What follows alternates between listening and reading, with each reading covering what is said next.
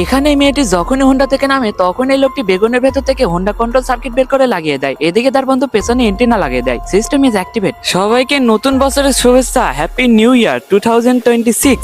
Uncle জি, আধা kilo পেঁয়াজ দেন আর আধা কিলো কপি দেন। এরপর লোকটি মিটারের সাথে সার্কিট সেট করে পালিয়ে এসে কপির ভেতর থেকে রিমোট বের করে। এই নাও তোমার বাজার। টাকা আমার পাপা দিবে। তখনই হোন্ডায় উঠলে হায় আল্লাহ, এই হোন্ডা একা একা কিভাবে স্টার্ট হলো?